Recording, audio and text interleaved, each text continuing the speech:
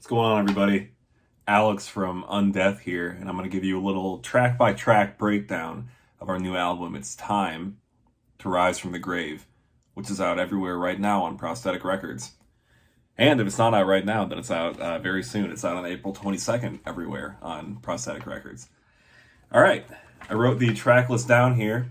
You think I would know it, like the order of it, because I'm on the record, but I'm very stupid, and I constantly surprise myself with my own stupidity, so I had to write it down. But I digress. Here we go. Track 1, we got Fiend for Corpses. You know, as a band, we don't really do a lot of, or any, like, instrumental intros or interludes or things like that. You know, we kind of like to just get right down to it, not waste people's time, not make people wait.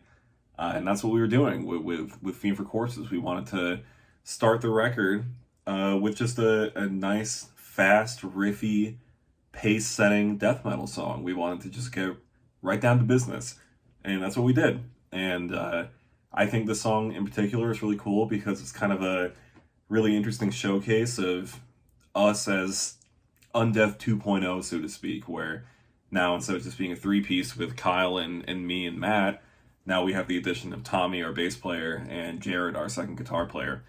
So the song kind of has a lot of different elements that showcase everything that we're doing as a band now. You know, it's got that nice little bass intro.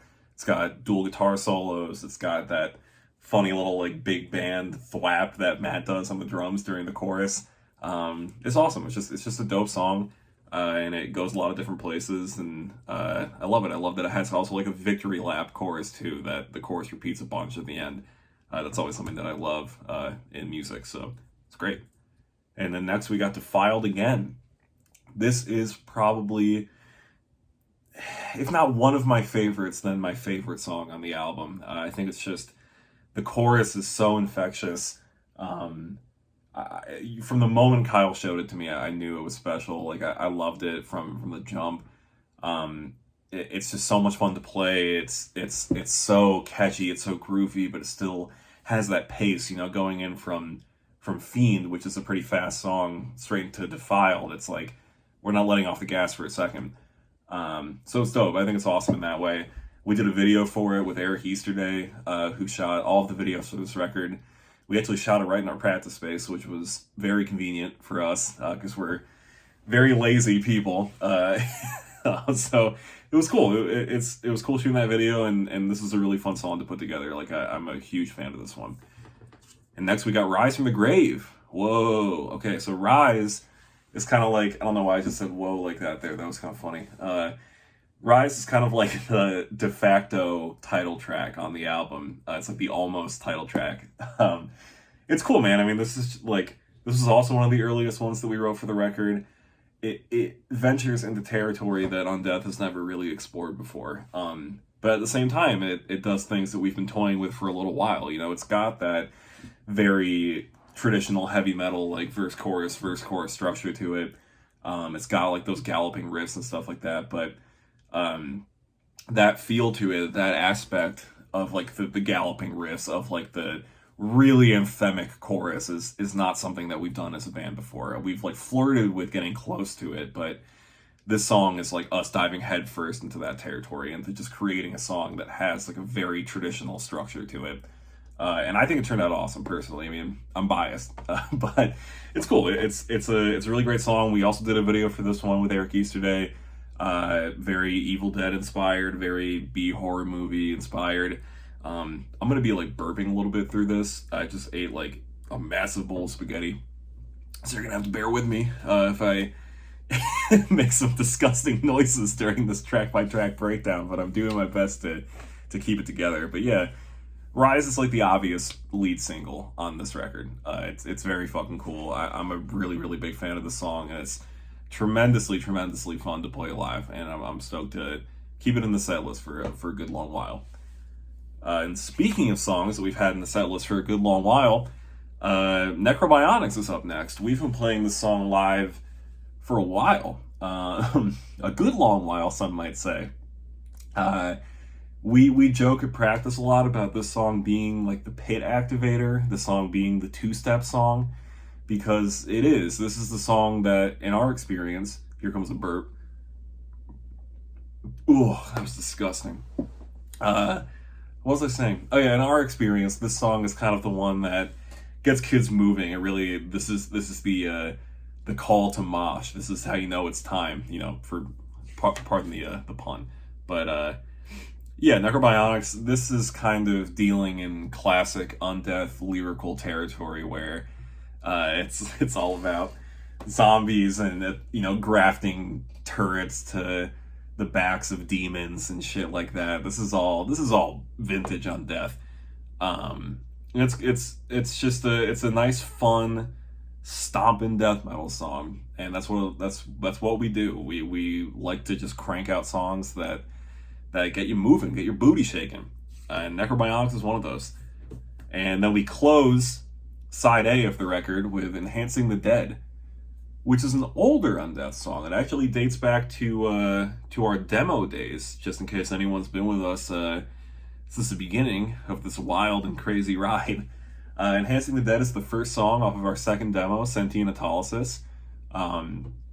We put the song together when we were first starting as a band. We wrote our first two demos pretty much back to back, and Enhancing the Dead came together right in the middle of that time period. So this is a oldie as far as Undeath songs are concerned, but we recorded it in our practice space. We recorded it with mics with no pop filters. We were using an old T-shirt, like like it was as DIY as it gets. So we love the song, and it's been like the way that we've opened our set for a very long time. So we wanted to give it like a proper studio recording and really do it justice, because it's one of our favorites. So that's what we're doing here. Also, it's probably worth saying, little inside baseball here. Originally, the original plan for Enhancing the Dead and Necrobiotics being back to back was we were gonna have those two songs be called the Necrobiotics Suite, which, so like Necrobiotics was gonna have a parenthetical next to it, and it was gonna say the Necrobiotics Suite Part 1, and then Enhancing the Dead was gonna be the Necrobiotics Suite Part 2. That's even a little too ridiculous for us, and we're a band that loves to dabble in the ridiculous, so it kind of tells you something. But it was on the table for a minute there. All right, so now flip your record over. We were on side B, and we begin side B with The Funeral Within. The way the song starts with kind of like the reversed intro that slams into the riff, that's our little tribute to Altars of Madness, Morbid Angel, the way that record starts. And I think some enterprising death metal listeners will have picked up on that pretty much immediately. But we just wanted to pay tribute to the Elder Statesman with that. We're all big Morbid Angel fans, 100%. But yeah, Funeral Within, I mean, the song's taken a couple iterations through the writing process for this record. I believe it had a different title at one point. Can't remember what it was. Had vastly different lyrics at one point. Can't remember what those were either. Those would have been great things to know for this track-by-track breakdown, but I apologize. I'm on spaghetti mode right now. Yeah, this is just this is us indicating, this track is us indicating that for the remainder of this album, you just gotta fucking hold on, because we're not slowing down. We're not taking any breaks for these last 5 songs. And Funeral Within is a perfect example of that. And it leads us very nicely into Head Splattered in 7 Ways, which, yeah, you want to talk about some Jim Carrey number 23 numerology here. It's the 7th song on the record. The main riff is in 7. I think the title of the song has 7 syllables. Head Splattered in 7 Ways. There you go. I don't pretend to understand Kyle's headspace when he comes up with these concepts of making everything about the number 7, but to me, with my simple, smooth brain, what it makes for is just a fucking dope song. I love the bridge in the song in particular. I think it's just so fucking heavy, and the way it drops out after the frantic pace of the verses and the chorus, like, and how that leads into the solo, which is like I think the nuttiest solo on the record. Like it's so insane sounding to me. And then that just like slams right back into the chorus one more time. It's a fucking awesome song. A big head splattered in 7 ways head over here. And now we're in the last 3. We're wrapping up the album. We start the last kind of push toward the end of this record with Human Chandelier, which I know I said Defiled is probably my favorite song on the record, but Human Chandelier I think might give it a run for its money. I'm a huge fan of this song. This was, I believe, correct me if I'm wrong here, Kyle, if you're watching this, I believe this was the last song in the... Well, apparently the video cut off before I got to the last 3 songs on the record. So, yeah, I'm in my car now. I'm going to wrap this thing up and send you all on your way. Wearing a different shirt. Got the Funebrarium shirt on now. Let's bring this on home, huh? So where were we at? Human Chandelier. That's a cool ass song, man. That's one where we're kind of exploring a different sound, I think, than people might be used to with Undeath. It's a little bit eerier, a little bit creepier, but it's just fucking cool, man. And I love how everything in that song kind of drops out at the end, and it goes into this huge, heavy, like breakdown part almost. That's like the heaviest part of the whole record, if you ask me. So, yeah, that's a cool fucking song. I think it was also like the last one to get written for the record, so that one came together pretty fast toward the end there, and I'm glad that it made the album. And then we got Bone Rot. That's a Tommy Wall original. Tommy, our bass player, he wrote like 80-90% of that song, and then we tweaked it at practice and finalized it and got it good to go. And yeah, you know, it's a fast one. It's a ripper. It's kind of like got a hardcore, grindcore-ish kind of feel to it. I love that the chorus is just us saying Bone Rot over and over. I think that's just classic. Yeah, Bone Rot's dope, man. I love that song. And then we end the record with Trampled Headstones, which, you know, like a lot of bands that kind of end their albums with these long, sort of like unnecessarily long, unnecessarily like epic sounding tracks, just to make it feel like an album closer. But we weren't really interested in that. We were interested in just keeping the momentum up, keeping everything moving at a good clip.